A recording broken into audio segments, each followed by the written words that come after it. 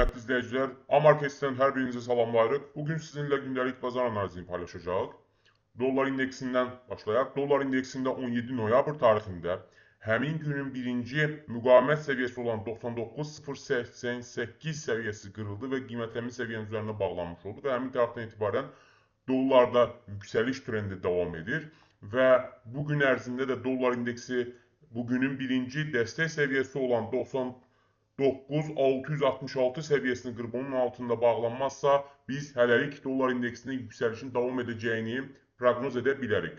Xüsusi olaraq dünən Amerikada əmək bazarı ilə bağlı məlumatlar açıqlanmış oldu. Belə ki, Amerikada sentyabr ayı üçün qeyri-kənd təsərrüfatı sahəsində 119 min yeni iş yeri yaradılıb ki, bu da gözləniləndən dəfələrlə yüksəkdir. Lakin ümumi işsizlik səviyyəsində isə yenidən artım olub, yəni 4,4%-ə yüksəlib Amerikada işsizlik səviyyəsi.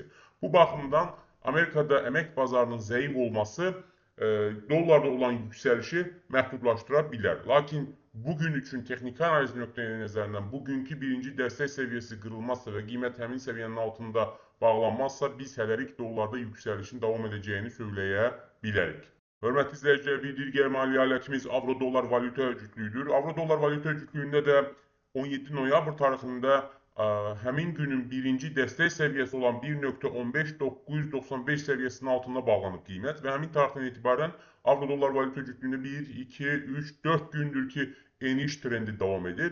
Bugün üçün əsas qiymət səviyyəsi olan birinci müqavimət səviyyəsi 1,55515 səviyyəsidir. Əgər qiymət bu səviyyənin üzərində bağlanmazsa, biz hələlik avro-dollar valyuta cütlüyündə enişin davam edəcəyini söyləyə bilərik. Hörmətli izləyicilər, bir digər maliyyə alətimiz GBP-USD valyuta cütlüyüdür. GBP-USD valyuta cütlüyündə 14, 17 və 18 noyabr tarixində olan range ticarəti 19 noyabrda qırılmış oldu. Belə ki, həmin günün birinci dəstək səviyyəsini İngilis funtu və dollar valyuta cütlüyü qırdı. Hətta üçüncü dəstək səviyyəsinin altında bağlanmış oldu. Bu da bazara güclü satıcıların daxil olduğunu göstərdi və İngilis funtu dollar valyuta cütlüyü hal-hazırda satış təzyiqi altında ticarət olunur və bugün içərisində İngilis funtu və dollar valyuta cütlüyü bugünün birinci müqavimət səviyyəsi olan 1,3187 səviyyəsini qırıb onun üzərində bağlanmazsa, biz hələlik GBP-USD valyuta cütlüyündə enişin davam edəcəyini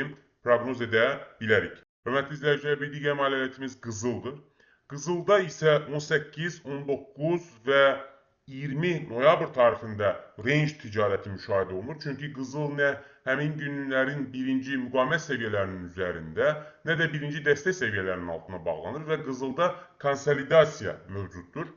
Bugün içərisində qızıl bugünün birinci dəstək səviyyəsi olan 4038 dollar səviyyəsini qırıb və qiymət həmin səviyyənin altında bağlanarsa gün içərisində biz qızılda aşağı yönlü korreksiyanın davam edəcəyini proqnoz edə bilərik. Yox, əgər qızıl bugünün birinci dəstək səviyyəsinin üzərində və birinci müqavimət səviyyəsi olan 4111 dolların altında bağlanarsa, biz hələ də qızılda range ticarətinin davam edəcəyini proqnoz edə bilərik. Hörmətli izləyicilər, bir digər maliyyə alətimiz S&P 500 indeksidir.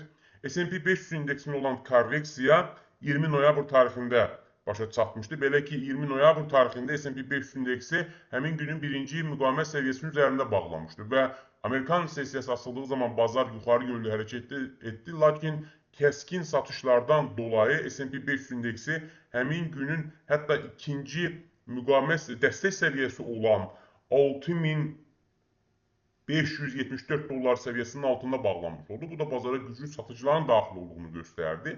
Və bugün içərisində texniki analiz nöqteyi-nəzərdən S&P 500 indeksi bugünün birinci müqavimət səviyyəsi olan 6711 dollar səviyyəsinin qırıb onun üzərində bağlanmazsa, biz hələlik S&P 500 indeksində enişin davam edəcəyini proqnoz edə bilərik. Baxmayaraq ki, ümumiyyətlə Amerikada səhm bazarının əsas aparıcı qüvvəsindən olan Nvidia şirkətinin gəlirləri gözləntilər üstələmişdi. Lakin Amerikada ümumiyyətlə səhm bazarının həddindən artıq yüksəldiyi və süni intellekt şarının olması ilə bağlı olan narrativlər səhm bazarına negativ təsir edən əsas faktorlar arasındadır. Lakin texniki analiz nöqteyi-nəzərindən qeyd etdiyimiz kimi bugünün birinci müqavimət səviyyəsinin üzərində qiymət bağlanmazsa, biz hələlik S&P 500 indeksinin aşağı yönlü korreksiyanı gözləyə bilərik. Hörmətli izləyicilər, gün ərzində sizə çatdıracağımız xəbərlər bu qədər. Sizə uğurlu ticarət arzulayırıq. Sağ olun.